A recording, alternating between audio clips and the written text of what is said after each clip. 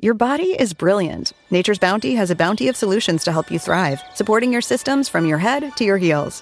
Nature's Bounty High Absorption Magnesium Glycinate supports heart, bone, nerve, and muscle health, while just one hair growth capsule a day helps grow thicker, fuller hair. Delicious new Nature's Bounty Probiotic Gummies contain prebiotics and postbiotics, supporting gut health, regularity, and immune health. Nature's Bounty. It's in your nature. Learn more at naturesbounty.com. These statements have not been evaluated by the Food and Drug Administration. These products are not intended to diagnose, treat, cure, or prevent any disease. When's the last time you changed your air filter?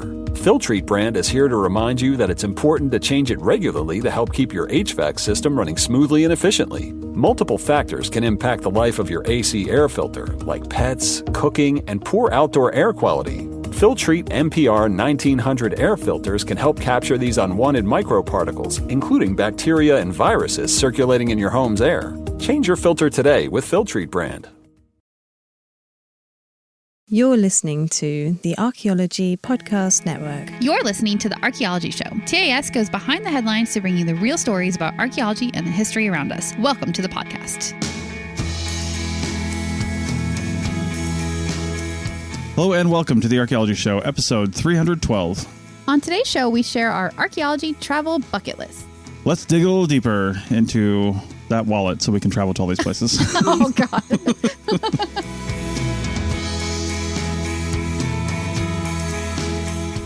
Welcome to the show, everybody. Hello. All right, so just a quick note. We're sitting in front of a field of glaciers in a lake. Icebergs. Icebergs. Yeah. Yes, they are former glaciers. Former pieces of glacier that Yes. have broken away and now become ship destroyers. Yeah, if you want to look up the Valdez Glacier in Valdez, Alaska, there's a little lake in front of it. So cool. Big old gravel lot right next to that, and you can just camp here for free if you got solar and the way to do it, and we do. Yeah, and we do. It's Yeah. crazy. This trip to Alaska has turned me into a paddler. I've carried around a stand-up paddleboard our entire Yes. time we've been in an RV. I can't stress. It's been the entire time. Yeah, it takes up a lot of space. For 98.2% of the time, it's stayed down in one of our storage bays. But everywhere we've gone in Alaska has had some kind of beautiful water that I've wanted to get out on. So I've gotten it out every time. And I think what I've learned too is that I'm a kayaker, not a stand-up paddler, because I don't like to stand up. But anyway, it turns out that's okay. Turns out most of the places you want to go in Alaska are on the coast or near some water. Yeah, lake. Yeah, Fairbanks coast. was hot and miserable. Sorry, Fairbanks. Yeah, but even then we didn't get on the water there because with the paddleboard. Not with the we paddleboard rented a boat. we rented a boat, but because still, it was hot. Yes, it was too hot to do anything in that town. Yeah, it was too hot to live. Yeah. That's so weird. We came to Alaska and experienced a heat wave. Yeah. Anyway, I'm sure we talked about that already. Yeah.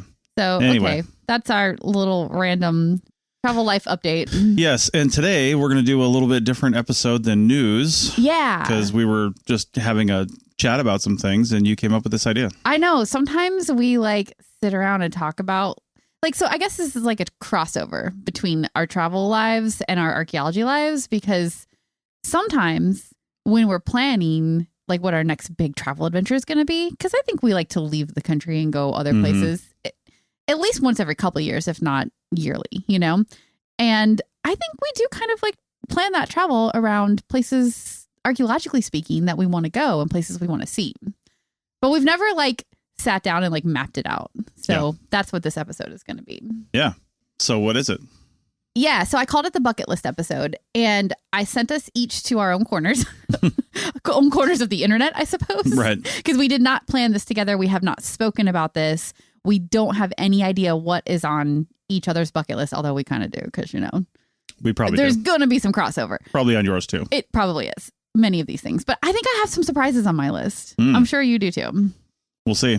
And so we picked top 10 bucket list places that are archaeological places that are, on our must go to at some point in our lives list. And I thought this would be really cool too, because we don't really have a big international trip planned right now. So seeing these lists and seeing where we cross over and where we want to go could maybe help us decide what our next big trip might be, whenever that is going to be. So yes. Well, we do have one international trip planned. It's in November. Oh, that doesn't count. Well, it does, because we are going to see a big archaeological site. And unless it's on your list, it's not on mine. I'm going to tell you that right now. I didn't put it on my list because I knew we were going there. All right, so we're going on a cruise, and Yeah. one of the places we're going will allow us access to Tulum. Yeah, so we're going to do Tulum. Unlike those other posers that are sitting on the beach when they just got off a cruise boat. Seriously, do you need more sun time? We need sand. There's no sand on the cruise boat. That's why we go on cruise boats. Sand is garbage. Anyway, so unless you're doing it from like a dune buggy or something, then sand is amazing. Yeah. But just sitting on sand, ugh, gross. That's for dead whales. I will completely disagree with you. And I would love to sit on a lounge chair on the beach, but... Well, we're not. We're taking an 8-hour bus ride to Tulum. Do this instead. Woohoo!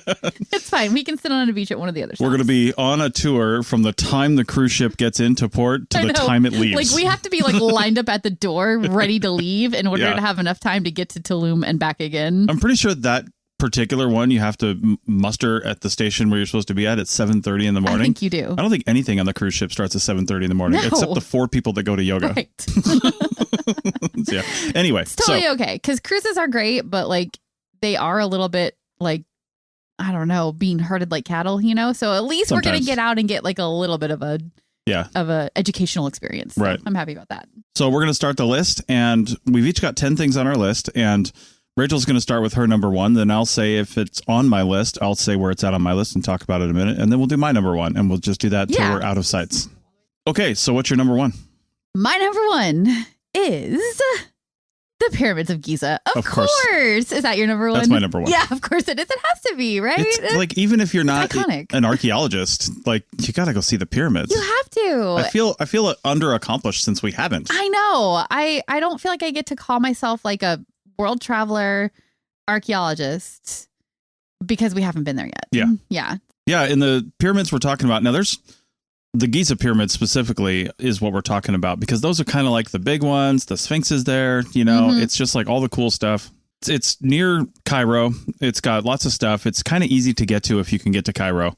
True. Because they're like right there. Yeah, they're like right there. I think you can see them from like many places in Cairo. It's like when we were in Athens and you could and we're like, let's try to find an Airbnb with a view of the Parthenon. Like literally every Airbnb. Like on one side of the city, like literally every single one does. I mean, they put it up on a big plateau for a reason. Yeah, so, for sure. Anyway, so the pyramids, we're just going to give a little short thing about each one of these. Yeah. The Giza pyramids specifically were built in the 4th dynasty, 2600 to 2500 BCE, give or take. And that's, if you're keeping track, 5,000 years ago, pretty much, almost. So long ago. So long ago. Yeah.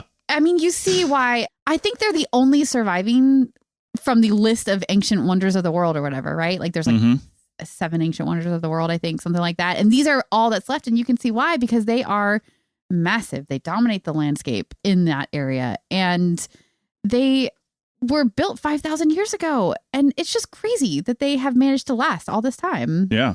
The pyramids actually include the Great Pyramid of Khufu, the Great Pyramid of Khafre. Well, I don't think they call it the Great, but the Pyramid of Khafre. Because that's the slightly smaller one, right? Yeah. And then the Pyramid of Menkaure. And I'll tell you what, I've heard of Khafre and Khufu, of course, and not being an Egyptologist, I've never heard of Menkaure. If this person hadn't had a pyramid made, would we ever know them? Like if you weren't in Egyptology? Was she a wife, right? I have no idea. I've literally never heard that name. Okay. Well, yeah, I don't know.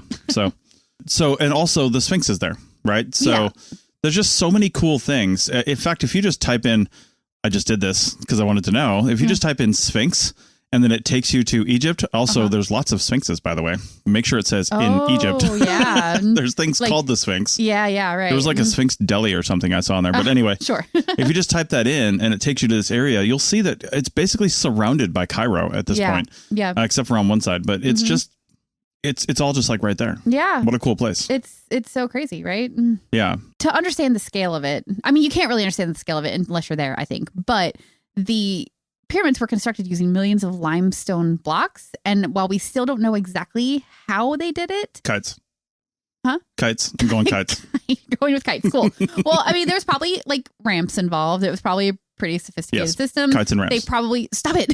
They probably used the old path of the Nile. And we've talked about this before in other shows where the Nile was much closer to the pyramids back in that time. And they might have been able to float and use water power to move the materials around in the way they needed to. That's how they do it in Las Vegas. Yeah. So Right. The Luxor Pyramid in Las Vegas, the casino. There's literally a water path going right through the middle of it. Oh, is there really? Yeah. I don't remember that. It's pretty cool. I know we've been there, but anyway.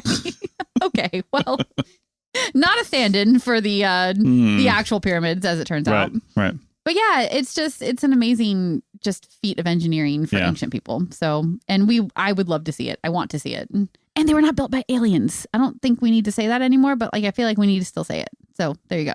I mean, not that aliens don't have pyramids on their own planets, but they could, sure. Just saying. Good for them. And if they do, I love that for them. I'd like to think that they were built by humans, though. Like they abducted humans who know how to build pyramids. They're like, hey, this is what we did on our planet. You want us to show you how? Right. And 5,000 years later, their descendants are saying, I'm pretty sure these were built by aliens. And it was humans. Okay, perfect. I'm down for this. All right. What's your number 2? Okay, my number 2. I'm really interested to see if this is going to be your number 2. Because I feel like it's another obvious one. Mm-hmm. Petra in Jordan. Is that your number 2 too? Yeah. Oh my God, we're so on the same page. I'm so excited about this. So Petra, for anybody that has heard of that but can't quite picture it, Indiana Jones. Yes. And I believe it's Indiana Jones and the Last Crusade. Yeah. Yeah. But it's the iconic, like... The treasury. Well, yes. Okay. Stepping away from Indiana Jones for a second. No, they call it the treasury. Yeah, I know. That's the iconic like picture, but there's lots of stuff. Right. I'm just thinking, like, if you can't picture it in your mind or you don't know what it looks like off the top of your head, just think of like an amazing temple carved into a wall. Yeah. Like that's Petra. And I almost put this as my number 1. I almost put it above the pyramids because it looks so just unique and stunning and someplace I really want to go. But then I couldn't do it. I had to have the pyramids first. So yeah. So Petra is actually an ancient city carved into sandstone cliffs. It's in southern Jordan. Mm-hmm. It was the capital of the Nabatean kingdom from the 4th century BCE, which is a major trade hub. So again, we're talking... So 4th century BCE would be, 2,500-ish years ago or something like that. Yeah. So yeah, not quite as old as the pyramids, but still crazy old. The pyramids have been around for 2,000 years at that point. That is shocking. They were ancient to people who were ancient. They were. Yeah, that's so true. That's crazy. Yeah.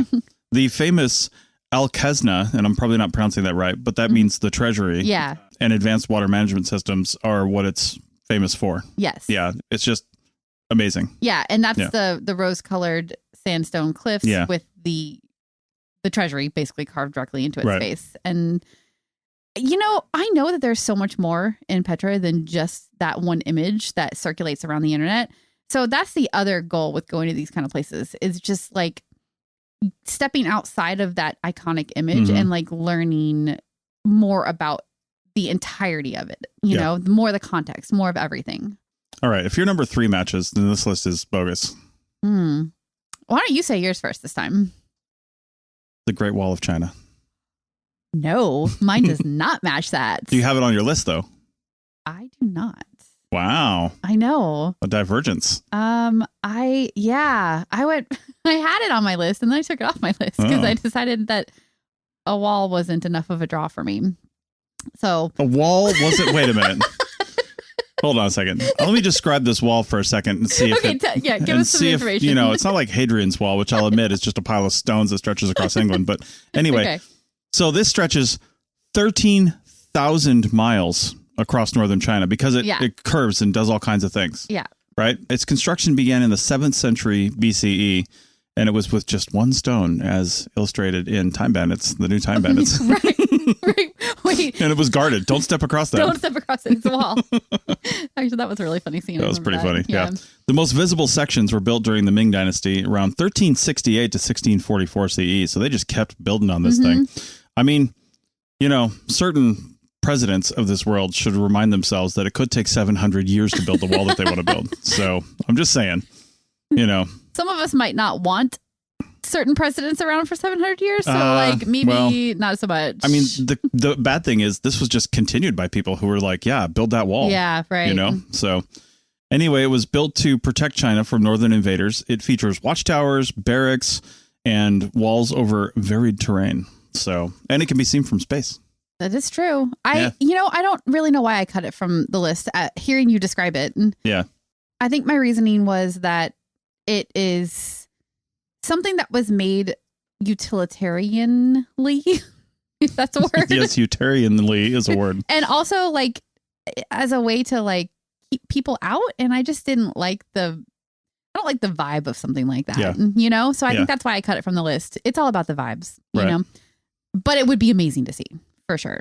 Okay. Well, in the last bit of this segment here, let's find out what your number 3 was. Okay. My number 3 is something that you've already seen, so it's probably not on your list. The Colosseum in Rome. Oh, yeah. Yeah. That's why it's not on my list. Mm-hmm. Yep. So I picked the Colosseum because I don't just want to see the Colosseum. Honestly, I want to see all of Rome and all of the amazing architecture there. My parents went to Italy in the 90s and spent a lot of time in Rome as part of that trip. And I think because of that, like learning about their trip from them when I was a kid, it just really made it someplace that I want to go and spend time and see all the amazing things.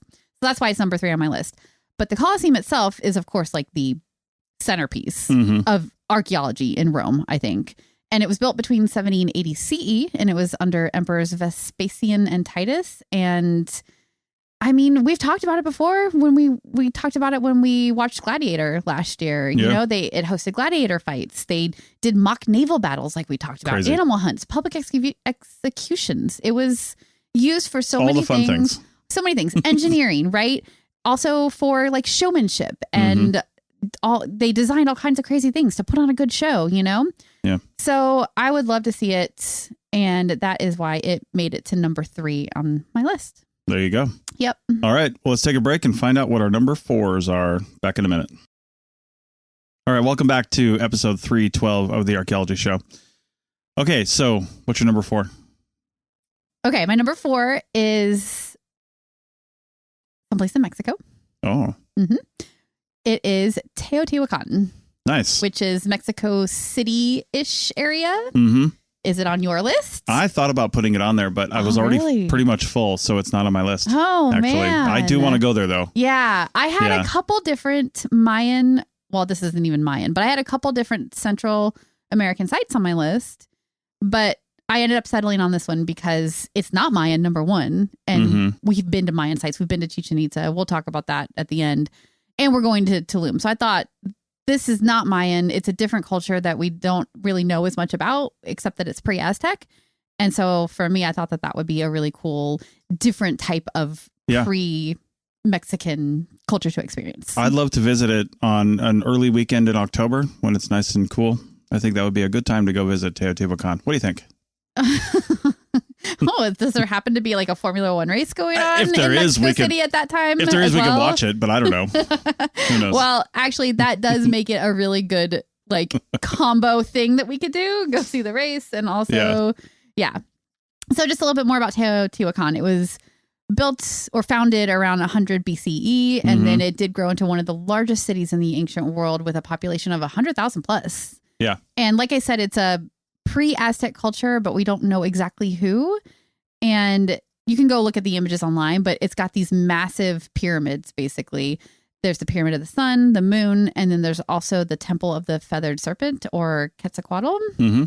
The Avenue of the Dead is another like super interesting part of the city because it's like basically a wide promenade almost that goes right through the main part of the ancient city. So again, like what were they doing with that? It is aligned in, you know, a certain way that makes it seem like it has something to do with the sun or the moon or the stars or whatever. So yeah, it's just a really, really just amazing ancient structure that I would love to see. Structures, plural, at some point. So yeah, it seems really cool. And I definitely, I mean, Mexico City in general would be a cool place to go, just the history there, but specifically this, would be really neat. And I've always wondered why we don't know who built it, because we know so much about the Mayans and the Aztecs and the other cultures. It's because they didn't have a written language, or at least not one that we have been able to identify as a language and then translate. So that's what makes it so mysterious. And I think the mystery about it makes it kind of fun too. So yeah, Teotihuacan, that's my number 4.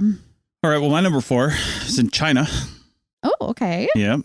Oh, I think I know what this is, but go on. Another one in China, actually. 2 in a row. Yeah. For me, it's the Terracotta Army. Yeah. Okay. Is that on your list? That is on my list. I have it as a number 6. 6? Yeah. Man. All right. Well, yeah.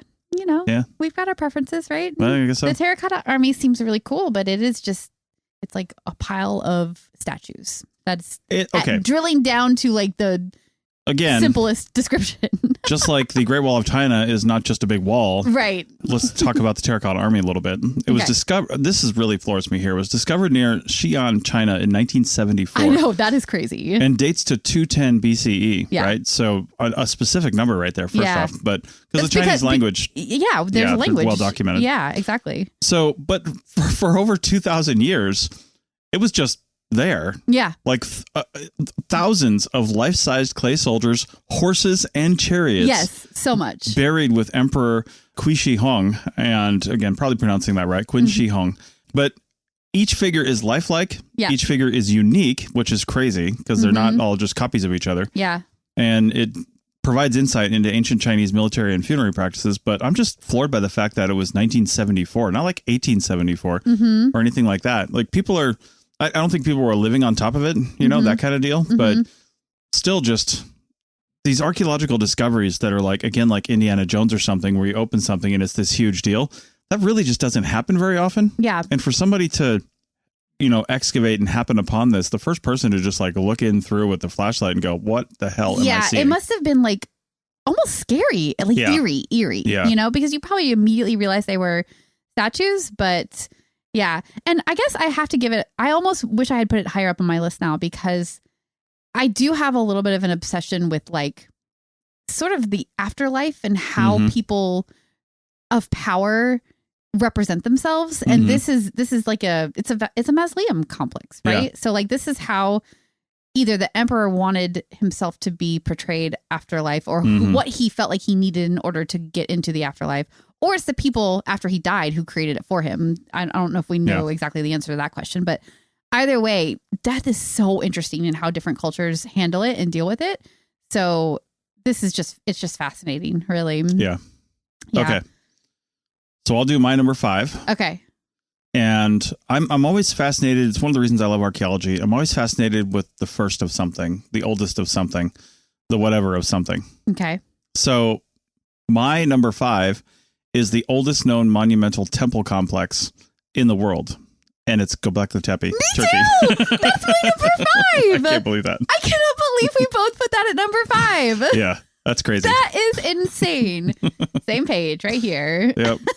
So it's located. Awesome. It's located in southeastern Turkey. Yep. It dates back to around 9,600 BCE. Again, like almost 11,000 years ago. Yeah, that right there is exact. Almost 12,000. Almost 12,000. Yes, that is exactly why I put it on my list too. Yeah. Because it is the oldest that we know of, and who wouldn't want to see the oldest? That's just amazing. And people talking about ancient peoples and things like that, and what was their technological abilities and things, and they could have done this, they could have done that, but nearly 12,000 years ago they were building this, and this didn't just spring up out of somebody's mind and say, hey, let's build a temple complex. Right. I mean, there was a lot leading up to this, probably hundreds if not thousands of years, and stuff we just don't have evidence for anymore. Maybe it was earthquake, maybe it was something, or maybe it's buried now, but it's out there. Yeah. And again, something like this doesn't just spring up out of nowhere. No, you have to have a really complex society and like a really strong social structure within that complex society in order to get to the point where you're building temples like this. And there's massive stone circles and T-shaped pillars that are carved with animals and symbols. And that's just, like you said, it doesn't spring up overnight. So it took a long time to get to that point to where they were willing to put in the time and effort and resources into creating a temple for whatever purpose, ritual purpose or whatever it was. It was important enough for them to put all the time and resources into it. So that's just amazing. Well, it certainly challenged our assumptions about early complex societies and origins of organized religion, because that's exactly what it was. Yeah. And we're like, we're thinking that religion is a new concept. Yeah. It's very much not. No, it really isn't. Yeah. I think that's why religion around the world is really fascinating to me. Yeah. Is stuff like this. Like this is almost 12,000 years ago, and it's just a different version of religion from a really long time ago. It's crazy. Also, one fun fact about this that sort of blew my mind, but obviously makes sense too. This is a pre-pottery society. Yeah. These are Neolithic, like hunter-gatherer type of groups, right? Pre-bow and arrow. It's pre-everything. All of that. And yet they still put the time and effort and resources into creating this amazing temple that is left behind for us to study. So it's really cool. All right, well, I'm going to let you go first on the number 6 because I know we're going to diverge here. Okay, well, I can't go to 6 because my number 6 was Terra Cotta. Oh, that's right. Yeah, so I I'll do think 6. you have to do 6. Yeah. I'll do 6. Yeah. And it's definitely not on your list. It's definitely not. Are you sure? Yep. Okay. Machu Picchu. Oh, it's definitely not on my list because I've been there.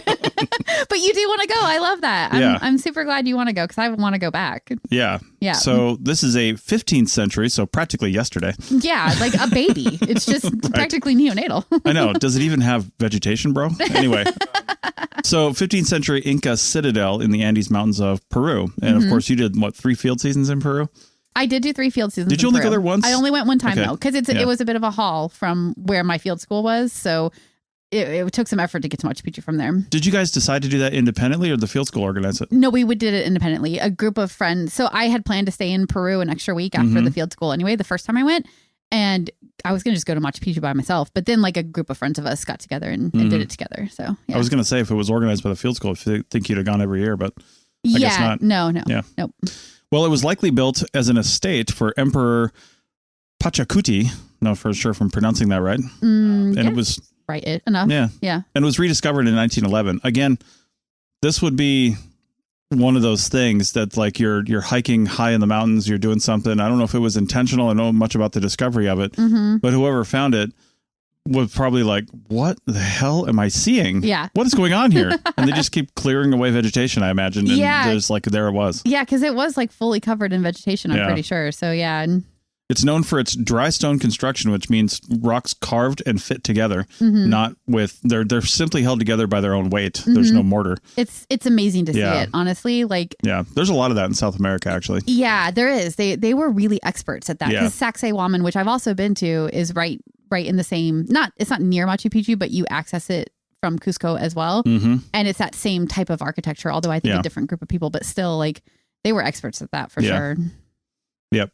Yeah, I love Machu Picchu. I would love to go back at some point. So yeah, we don't really know why it was abandoned either. It was just left to its own devices at one point, and nobody came back. It wasn't because according to my Spanish sources, arrived? It said mysterious abandonment. Oh, okay. Yeah, we don't fully know. Yeah, there's no proof. There's probably some conjecture that's probably right, but until there's proof, it remains unknown.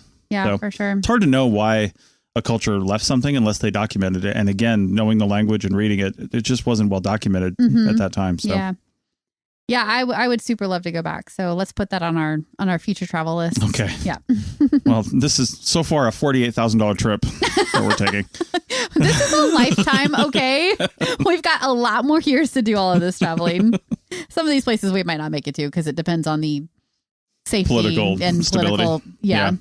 Jordan I was thinking of is. That's the one I'm thinking it would be a tough one to have to. Even Egypt sometimes, but yeah. Okay, well, since you didn't have a number 6, why don't you do number 7? Okay, I'll do number 7. I'm sure it's not on your list. I'll be shocked if it's on your list. Okay, my number 7 is Notre Dame in Paris. Well, since Notre Dame doesn't exist anymore, it's not on my list either. It does too exist. Okay, so what you're talking about is the fire that happened a few years ago, and that is exactly why I put it on my list. Yeah, I could just go visit Notre Dame in my VR headset for that matter. It's brand new, even though they used old construction techniques, found old wood, all the old things. Shush, be quiet. Okay, so the original cathedral was built in 1163. Well, it took 200 years, but it was started in 1163, built in and finished in 1345. And it was the masterpiece of Bishop Maurice de Sully. So, and it's, a perfect example of French Gothic architecture. It's beautiful. Yeah. And, it's like a symbol of France, basically. Right. Yeah. And there's been so many ceremonies, religious events, important things over the years there. So anyway, the reason I put it on the list is because in 2019, there was a fire. That fire did not destroy the entire cathedral drama. All it did was destroy the spire and some of the roof. Yeah. But they were able to save key structures and relics, and they have rebuilt it. And they did do it, like you said, in a way that was restoring it with materials that were from the period or were at least like appropriate to the time period and stuff like that. So the reason I put it on my list is because places like this are so important and anything can happen to them. Fires can happen, war can happen. Anything can happen. It can go away. So you have to take the opportunities to see these places when you have them. So, and also I want to go to Paris. Well, that's true. It just reminds me, I don't know if you ever read this book, Pillars of the Earth by Ken Follett. Yes. Great book. I love that book. Yeah, I love that book too. And I was just looking on a page here to see if that had anything to do with, like, loosely based on something like Notre Dame, but it doesn't. He actually lived in England, and it was based on some English cathedrals that he saw there and things like that. Okay. Either way, if you haven't seen it, and I just in this reading, I'm finding out that there's a movie or there's TV a miniseries, an 8-part miniseries. I don't remember that. We watched it, and it was made in 2010. Yeah, it was. Yeah. It was okay, if I remember correctly. But well, yeah. Who knows? There was a video game made in 2017, so who knows? Anyway, it's a good read.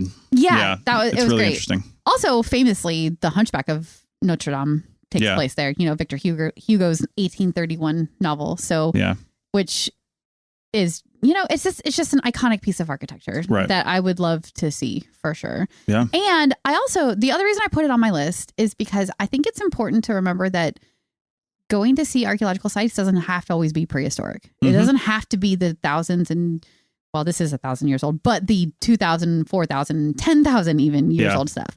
This is still archaeology. It's just newer, and we have a lot more records about it because it happened in a more modern setting. All right. Well, my number 7, we'll finish the segment out with this, is if it's not on your list, do you even archaeology, bro? So. Oh, God. Now I'm concerned. The Nazca lines. Yes, I have it too. Okay. It's number 9 for me. All right.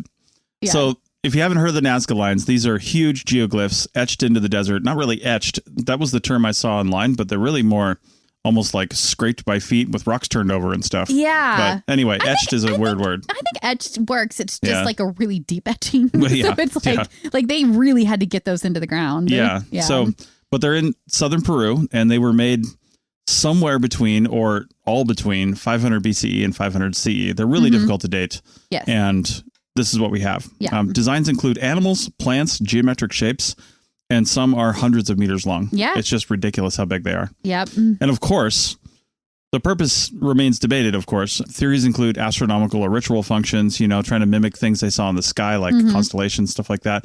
And of course, because this seems to be something that you can only really view from the sky, everybody's talking about aliens, and not everybody, the crazy people. Yeah. And, whether or not they had some sort of old aviation technology. I saw one thing that said, did they have hot air balloons or some sort of, gliding parachute type of thing? They go from the mountains. So it's like, people have other visions. Yeah. Right. And they don't necessarily need to see it from the sky. Their perspective was different, and they appreciated their own perspective. Yeah, for sure. It does bring up the question, though, is how in the world were they able to make these really precise drawings without being able to see it from the sky? I'll tell you, the engineering. Somebody was good at math. Yeah. And they probably had this drawn out on some sort of, not paper, but something. Yeah. And you just stick to the model. You just scale it up. And you right? scale it up. Yeah. I mean, people had the same brains we do now back then. They may not have known anything about actual geometry, but they did it in their own way. Yeah. And clearly it worked. Yeah, they did. I mean, it worked over thousands of years too. Yeah. So, and 1,000 years. Construction wise, they basically are just removing that dark top layer of soil, which reveals the lighter soil underneath. That's why they look white when you see the aerial images of them.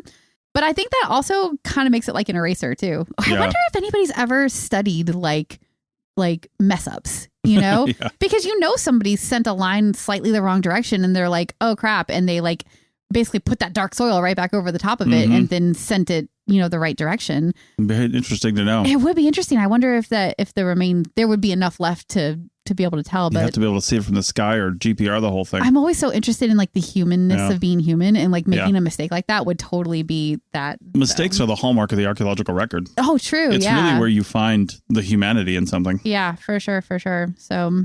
All right. Well, we'll do our last 3 on the other side of the break. Back in a minute. Welcome back to episode 312 of the Archaeology Show. And we're doing our top 10 must-visit lists. There's 3 left for me, but only 2 left for you. So just really quick, Nazca lines for you was number 8? 7. Oh, it was number 7. Okay. So you haven't done 8 yet, and I haven't done 8 yet. Yeah. Okay. Who wants to go first? Well, go ahead, because I think I did the last couple. Okay. So, I only have 2 left. Yeah. We've had overlap. Do your number 8. Okay. Number 8. You're going to be annoyed I put this on on my list. But I put it on the list because we simply cannot drive by this place again. We simply cannot do it. Mesa Verde. That's number 10 on my list. No way, really? It is on your list? I thought you would skip it. That's awesome. I'm like so annoyed at us for not making the time to stop here yet. It's a shame we haven't been there. It really is. Yeah. It's a crime. We've crisscrossed this country for the last 5 years. And even before that, we did a lot of traveling before we had the RV, and we just never made it here. So it is, I think like 2026 is the year of Mesa Verde. It's happening. Whatever else we have to do, it's happening. Right. Can't happen this year. It's not quite enough time yet, but next year. Okay. Mesa Verde. What is it? All right. So it's in southwestern Colorado. Yes. It's kind of hard to get to. It's near the Four Corners region. It is, which is why we've driven. Like you kind of have to go to it. Yeah, you do. It's hard to drive past it. Yeah. Yeah. Yeah. Which we've never done. No, we've never actually driven past it because you do have to go out of your way to get there. I don't think I've ever even seen it on a sign like Mesa Verde 200 miles this way. I don't think I have either. But we haven't spent much time in Colorado either, which is another oversight in our RVing. We are correcting that next year. Trust me. Right. So it really is what it is cliff dwellings. So if you've ever seen these like big overhangs or cliffs with basically stone walls built up into it where the cliff is kind of the back wall of the structure. But these are just on a monumental scale under this massive rock overhang. And the ancestral Puebloans, which is the name of the people that lived there, are the ones that were there. And we think it was built or occupied at least between 600 and 1300 CE. Yep. Yeah. Yeah. And in addition to the cliff dwellings that they did, they also had kivas, which are the ceremonial rooms that are like these like round, almost set down into the ground. Yeah. Like ceremonial things that they had going on there. So we've seen some of this kind of architecture at other places in the Southwest, but it feels like Mesa Verde is going to just be like, it's like all of that, all in the same place. Kind of like Chaco Canyon, actually, which is someplace that's not on our list because we have been there. We've both been there. Yeah. Although if you go to Mesa Verde, Chaco Canyon, like you're already out of the way, you might as well just like pop down to Chaco Canyon too while you're there. Yeah. Yeah. Maybe we'll do all of that again because we should go back there. Chaco Canyon too, though, is another hard one to get to. So out of the way. Yeah. So out of the way. Long gravel road. Last time we were there, I doubt it's paved now, but doubt it. Long gravel road. The visitor center's in the canyon. Yeah. So, anyway, all of that. That's a lot. So, yeah. So anyway, Mesa Verde, obviously it's got to be on our list because we're making it happen. That'll probably be the next thing on this list that we make it to, would be my guess. Probably. Yeah. Yeah. It does feature, because we didn't mention this, hundreds of structures in alcoves, including the sort of hallmark structure which they call Cliff Palace. Oh, yeah. Yeah. Yeah. So it just shows the ingenuity of the people that lived back then and their ability to adapt to an environment that was harsh, both in the winter and the summer. And it's just really cool. You've probably seen a picture of it if you don't know what we're talking about. Probably. Yeah. And just one more thing about it. It's an interesting area because this is another one of those Southwest structures that was basically abandoned in the late 13th century, like a lot of the Southwestern. And we still don't know exactly why these large communities sort of broke up at that time period, but drought, resource depletion, social issues, maybe all of that combined together might have influenced it. So, very similar to Chaco, which around the same time I think was abandoned. So, yeah. All right. Well, I'll do my number 8. Yeah. And this one, we might be able to take a cruise to here. Oh. It's a big cruise, though. It's a long one. Okay, go on. Because this is in the middle of nowhere. And it's Easter Island. Oh, I had that on my list and I took it off because in favor of something else. But yeah, I mean, that's an honorable mention for me for sure. I would love to go there. Yeah. So this we have actually talked about because in our talk about the Pacific Islanders and the, Moana 2 and really the real history behind that. Well, and you know who else got us to talk about it? Who was that? Graham Hancock. My God. Because of his show, he does feature them. Yep, for sure. Yeah. But this is a remote Pacific island. It's known by the locals as Rapa Nui. So it just was named Easter Island by Europeans, basically, that visited there. And I think it was near Easter. It was on Easter. I think that they found it, yeah. So anyway, it's famous for the nearly 900 monumental Moai statues built between the 13th and 16th centuries, one of which we saw in the British Museum. We did. It was a smaller one, but and there was contention we mentioned about returning that to Easter Island because the British Museum's like, it's kind of ours now. They gave it to us is what the British Museum said, but it's like, but the that's there now didn't give it to them. Yeah, so that like there's a lot of drama and politics wrapped up in that, and the British Museum is just ignoring all that. But anyway, well, the statues likely honored ancestors, as something like that probably would. It is out of the way though. I think I did because I get curious about these kind of things. I think I did look into going there and man, you are investing thousands of dollars into a trip to one teeny tiny little island to get there. So I'm pretty sure I saw like a reel that was like a 45-day cruise, and it just on its way through the Southern Pacific went to Easter Island. Did it really? Yeah. So yeah. And I think it just had to stop there because it'd been on the water for 10 days. Right. Just getting there. So yeah. Anyway. Yeah. All right. So number 9. You want to go first? My number 9 was Nazca Line. So we've already done it. So why don't you do your number 9 and then we'll do our 10s together. Okay. Angkor Wat, Cambodia. Man, I had that too.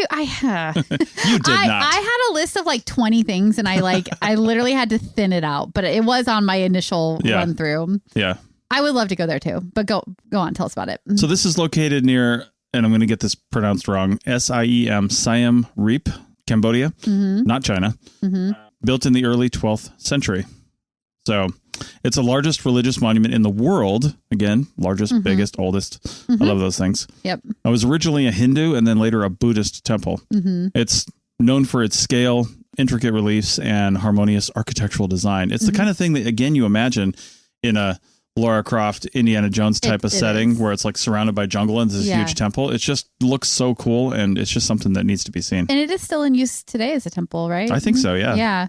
Yeah. Yeah, it does. The pictures look amazing. It's got that, it reminds me of beehives a little bit. Those like towers that go up. Yeah. It would be so cool to see that for sure. All right. Well, my number 10 was Mesa Verde. Oh, your number 10 was Mesa Verde. Okay. So my list is over. Your list is done. Well, my number 10 is perhaps a little unexpected, but it's the Hagia Sophia in Istanbul, Turkey. Oh, yeah. Okay. Yeah. So I feel like it's not, again, this is something that isn't, it feels like tangential to archaeology a little bit, only because it was made as a cathedral in 537 CE, a Christian cathedral by Emperor Justinian of the Byzantine Empire, but it's been converted into a mosque, and it's gone through several uses over the years, but it's still a mosque today. But the reason I put it on my list is because I took this art history class in college, and one of our sections really focused on the mosaics that are in the Hagia Sophia. And I was just obsessed with them. In fact, I did my whole final project for that class on those mosaics. And so when you spend that much time studying something, it just makes you really want to see it in person. So that's how I ended up putting it on my list. You know what's crazy? Did you even remember this? We've been to Istanbul. I know. We were only there for one night, though. We were there for 24 hours just about. And we had a layover. And we had to get a hotel room because of this layover. And I'm pretty sure, I know I was sick. You were sick. I wasn't, but you were sick. It was crazy. We stayed in the hotel room the whole time. I think that we thought about going and doing either the Hagia Sophia or something else in Istanbul, but because you were sick and the layover was less than 24 hours, I'm pretty sure. Was it? It was we got in at night and left in the morning. I always think of the word Dusseldorf layer on the beginning of that trip. Yeah. That was 24 that one hours. we had 24. Yeah. Yeah. Yeah. So it was a very short layover. We just didn't have time, and it was not the right time. We get sick every time we travel internationally. It feels like one or both of us. It's usually you. Well, not this time. Not that time. Yeah. Yeah. So anyway, just a little bit more about it. Like I said, it was built as the largest cathedral in the world, and it was for nearly 1,000 years. In 1453, it was converted into a mosque, and it stayed that way until the 1900s, when it became a museum for a little while. But then in 2020, it was reconverted into a mosque. But there are parts of it that are still open to tourists. You can still go and see it. So that was another bummer when I read that. I was like, oh, man, now it's a mosque again. So you can't see the whole thing. Sure. When we were there in 2016, we would have been able to see the whole thing. But anyway, that's all right. It is what it is. And I would still love to get there and see it because the mosaics are just, amazing. So, yeah. That just reminds me, something that didn't make my list, just for whatever reason, I slotted something else in, was the Taj Mahal. Oh, yeah. I kind of thought about that for a hot minute, too. Yeah. Because I was like, I don't have any Indian representation on this list. I don't actually have really good Asian representation at all, really. I think that, I've got the Terracotta Army, but, after I thinned out my list, that's just how it came down. But there's just so many amazing places to see all around the world. You know what else I almost put on my list? Honorable mention. Someplace you've been. But Olduvai Gorge. Oh, yeah. Cradle of humanity, right? Yeah. So Africa is definitely someplace that I would love much in Africa to get to. Yeah. There's so much monumental architecture in Africa, especially down the Rift Valley and then down into Southern Africa, even Nigeria and stuff like that. There's so many cool things out there to see. Yeah. Yeah. Well, just a really quick mention before we wrap this up here of what didn't make our list and what we haven't talked about. And that would be places that we've already been to. And we've been to like a pretty good list of places. We've been to Greece, Athens. So we did the Parthenon, the Acropolis with all the associated structures. Mm-hmm. So we've done that. Pompeii. We've been to Pompeii. I've been twice. Yeah. We were in Naples. Well, that was part of the trip we were just talking about. Yeah. We actually were in Italy for that trip and we got to see Pompeii. So that was amazing. People who have listened to us recently know that we've been to Stonehenge. Yep. We just did that very recently, and all the amazing stuff that's in London as well. Bath, it was on that trip too. That was really cool. I don't know if that would have made my list though. I don't think that would have made my list. Knowing what I know now, it might make the list because I thought it was a really cool adventure. But Chaco Canyon could have been on there. That's a pretty iconic place to go. But we've both been there. We did archaeology near there over 15 years ago. Yep. Yeah. So what else? Chichen Itza. Yep. I was thinking Cahokia outside of St. Louis. Yep. Yeah, we've been to a lot of places in the States. Yeah. Yeah. Yeah, a lot of cool places. So anywhere else? I'm trying to think. I've been to Machu Picchu, obviously, but you haven't yet. So that's still on our combined list. And Colosseum, because I haven't been there. And I've been to Rome. I've been to the Vatican, the Colosseum, the Forum, lots of cool places. Yeah. Yeah. Yeah, you go to Rome, you need at least a week. Just to slam everything in. For sure. I remember there's still so much though, because when I was there, the Sistine Chapel was being worked on. You couldn't go in. Oh, really? Yeah. So see, there's a reason for you to go back. Yeah. The one reason. What? Just the one. Yes. I want to eat a lot of pasta. Yes. But I'm here for pasta. really though, aside from the Sistine Chapel and the Colosseum, and I'm not going to say apart, I say aside. I don't know who you're referencing, but aside from those things, what has Rome ever done for us? When are we going to do that episode? I don't know. I don't think Tilly's going to pull that out of for the reel though. Okay. Okay. Well, so we're interested in what your things are. Tilly, our social media person, who's fantastic, she usually puts up a reel or something on Instagram. It might make it to YouTube these days because I think she's cross-posting there, and it definitely shows on Facebook as well. So go over there and comment on that post what your top 10 sites would be, or like what's something we didn't mention. Yeah. You know, what's your number one site you haven't been to? Yeah. What did we miss? Or go ahead and argue with us. Come for the fight. Tell us why we shouldn't go to some of these places. Yeah. Well, because I bet some of you have been to these places and you can tell us why we shouldn't go. Yeah. You're like, it's loaded with people. Don't go. I mean, spoiler alert, we're still going to go, but yeah, probably. Yeah. Well, in some places I'm curious because I didn't do the research, like Terracotta Army. I'm sure you can't just go wander amongst the soldiers. They're too tight. Well, did you see that news story recently where somebody like jumped in the pit? Yeah, somebody tried to do it. Yeah, so I think they keep you up above or away from it somehow anyway. Yeah, for sure. Yeah. So, all right. Well, with that, I think that's both of our top 10 lists. We had probably 70% similar things. We did. Does that mean we're basic? No, I think it means that we've lived together for nearly 20 years. And like a lot of our life is on the same page at this point. Yeah. All right. Well, I have to go start planning our trip to Egypt and Jordan. So I'm going to get on that. And Sounds like an Emirates Air booking to me. That's like goals right there to still fly on that airline. Yeah. Oh, my God. Yeah. All right. Well, with that, we'll see you next week. Bye.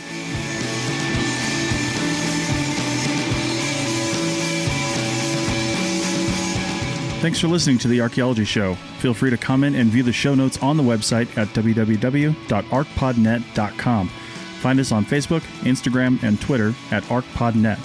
Music for this show is called I Wish You Would Look from the band Sea Hero. Again, thanks for listening and have an awesome day.